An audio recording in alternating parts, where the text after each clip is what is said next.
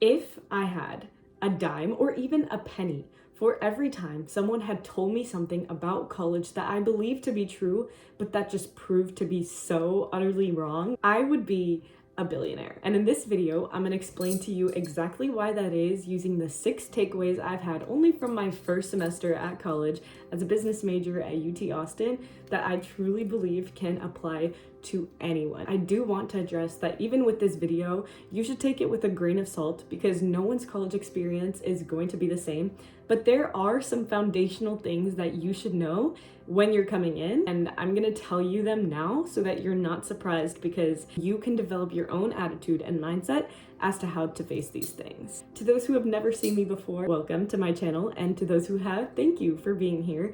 My name is Tanu Tripathi, and I'm also known as Your Student Supporter on TikTok, Instagram, and now YouTube. I've been giving advice on a variety of school-related topics since my junior year of high school, so stay tuned, like, and subscribe for so much more. God. The out of breath is no joke, guys. Also, sorry for not posting for a while. This is gonna be one of the things I get into, actually. Something called time. It's a really wonderful thing once you think about it, once you learn about it. Okay, getting into the video. First takeaway that I had that I quickly learned when it comes to both academics and social life and maintaining your lifestyle is that there are certain things and certain norms that you are expected to already know when you come into college. Let me break it down.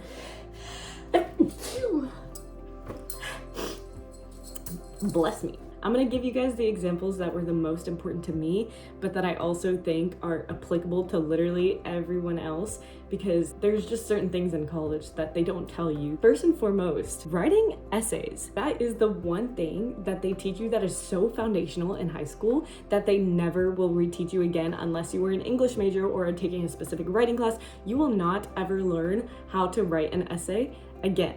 I personally took this undergraduate course that's required for every freshman to take at UT. It's called a UGS course, Undergraduate Studies. Most UGS courses at UT have writing components to them, but the professors of these courses will not teach you how to write. Like, they'll tell you what to do and they'll tell you the instructions for the essay, but they won't tell you how to write it. So the biggest thing that you should know when you come into college is that writing is so foundational, not only for classes, whenever you just have to write any sort of article or essay, whatever, you have to already have known how to write that, and you won't get retaught that in college. On that same level, it's getting a little dark outside, guys. The lighting changes. My bad. Something like basic that they will never reteach you again is mental math. But hear me out.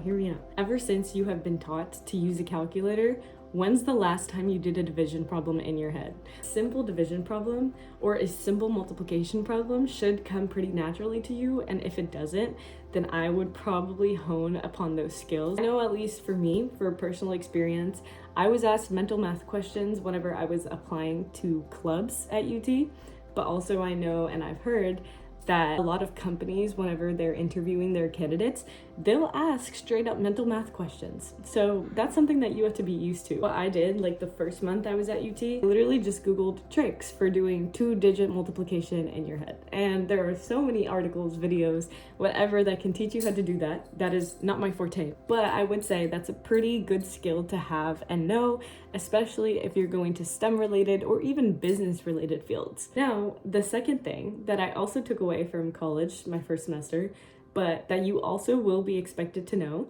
is that time management is no joke. I know many of you are probably thinking, oh, but maybe you do like all this in high school. You are in a sport, you're like varsity captain of this, you're in the debate team, you volunteer, you have like 6 different APs.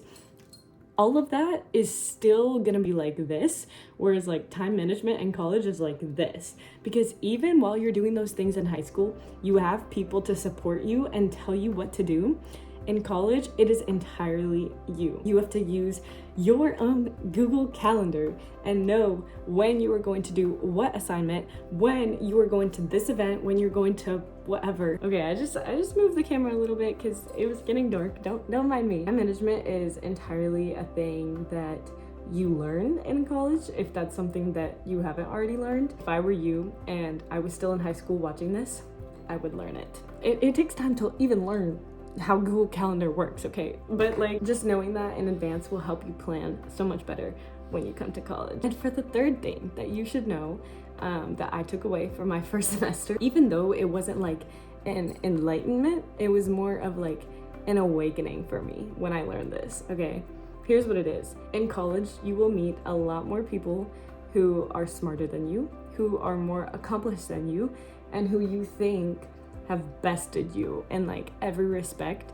And that is imposter syndrome, my friend. That is imposter syndrome telling you that you maybe don't deserve to be there, that you aren't as smart as this person, whatever it is. That's imposter syndrome. Let me tell you, imposter syndrome exists for literally everyone. No matter the ones who admit it, no matter the ones who don't admit it, it'll exist, and it's hard to deal with. My biggest takeaway was just that you have your own things that you can be proud of and your own things that you can be grateful for. Gratitude is a really powerful thing. You never want to take anything for granted. I like to believe that everything happens for a reason. Not necessarily everyone believes that, but it's helped me in a really, really big way, in like almost a transformational way, I would say, when it comes to dealing with imposter syndrome. But yeah, just imposter syndrome happens for everyone, and feeling vulnerable because of it is completely normal. You should accept it rather than try to resist it, because pushing away your feelings and pushing away problems in college just result in even greater ones. You just want to be able to confront things head on, including your emotions in college, because doing that early on in the process will help you become more productive and more like attuned with your emotions as you move through. So instead of your worry list getting bigger and bigger, once you've dealt with each one at a time, it's bearable. It's very bearable. That was a little tangent. I know it was supposed to be about imposter syndrome, but I had to say that. Maybe that should be a bonus, but okay. The fourth thing that you should know is that making genuine friends in college is not easy. No matter how extroverted you are, yes, you might make like a lot of friends at like the beginning and like the first week of school. Extracting the genuine real ones from that takes some time, you know? Like, you're not gonna get to know everyone like that, like on a surface level. You don't really discover who people are until you've lived through different things with them. Instead of people like telling you about their stories, this is one of those times where you have to live through those stories with people to see how they act and how you react, to see how compatible you two are, then decide if you want to be friends with them or not. That sounds like a really long and tedious process, but I promise you, like, it can be as simple as going grocery shopping with them, you know, like something that's not that big, but that you can still see how you guys interact, kind of decipher whether or not they're a good person for you or not. Like, I'm not saying they would be a bad person in general, but you're not gonna get along with everybody in college. Realizing and understanding who you best fit in with, that'll only help you moving forward. For some people, that process is faster than others. I did talk to people like November, even December, who were like, oh yeah, like, I don't think that I've made the closest friends in college yet. And that's totally fine. The pace is different for everybody, and it will continue to be different for everybody. Don't feel less than someone else because you don't have your best friends in a shorter time that they do. Like, everything will come with time. Joining clubs though. Joining clubs will really, really help you with that. I would recommend joining clubs where people have similar interests to you. If you're interested in rowing, join the rowing team. Like, college is a time for you to explore and do whatever you want to a certain extent. Not like that. The fifth one is that you should make time for the necessities. And by that, I mean maintain your lifestyle and maintain your health, because both of those things can easily go down the drain in college if you neglect them. For me, like the entire first semester, I did neglect my health. I got pink eye like 2 or 3 times. I had flu. I don't know, I had like these weird skin allergy reactions. I just wouldn't try to like prevent them. I would just kind of like accept them and then like be like, okay, whatever, like it'll work out. Later on, I did start realizing this is not sustainable, this is not good for me, this is not healthy. The excuses I was making for not like doing things, I started to process that. I was like, okay, Tanu, this can't go forward like this. So what I started doing, like little changes I made to make my life in college so much better. I started taking walks, like random walks. I started running again. Dorm food is always not gonna be good, but if you can pick out like the best options for you, then do that. That's my take on that. Like, just try to maintain a healthy-ish lifestyle. Don't go to bed too late. I know that's easier said than done in college. My 11 p.m. bedtime in high school turned into 2 a.m. on most nights. But then again, that's also one of those things that I started processing, and I was like, this needs to change. So I literally set a goal for myself, and I was like, I need to be in bed by 12 a.m. otherwise blah, blah, blah, and I would just, I don't know, make ultimatums for myself. Okay, and then the sixth and last thing that I think I have to say is that if you are extensively and continuously not happy with something in college, then it needs to change. Now, I don't mean like within the first 2 weeks that you've tried something new, you're like, okay, I don't like this, and you're not having the greatest time doing it, then you change immediately. Like, no, I would suggest personally to wait it out.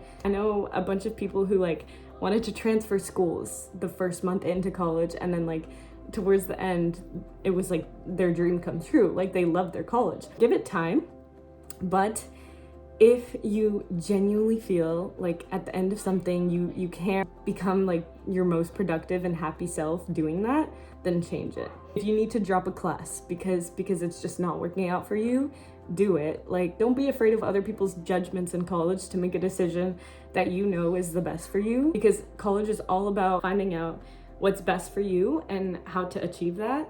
And it's not all about getting a job. It's obviously, yes, that's a part of it, and I will make videos about that too, but you should know, like, you should have a good time in college, and if something isn't providing you that within a matter of time, then you should drop it, because if that's what makes you happiest, then you need to do it. Okay, with all that being said, I know that video was like a lot to unpack, so obviously DM me with any questions you have, and if you're still applying to colleges or anything like that, obviously feel free to reach out. If you need to rewatch this, by all means do it, even if it's on 2x. I won't care, it's okay. For anything else, make sure that you like and subscribe. But also, I have so many resources on my TikTok, Instagram, and the link that I'm gonna include in the description below. That'll have different services. It has like essay reviewing services that you can book with me. It's different things that you can explore. I really do hope that you enjoyed this video, and stay tuned for so much more to come. Thank you guys for watching, and I hope you have a happy new year.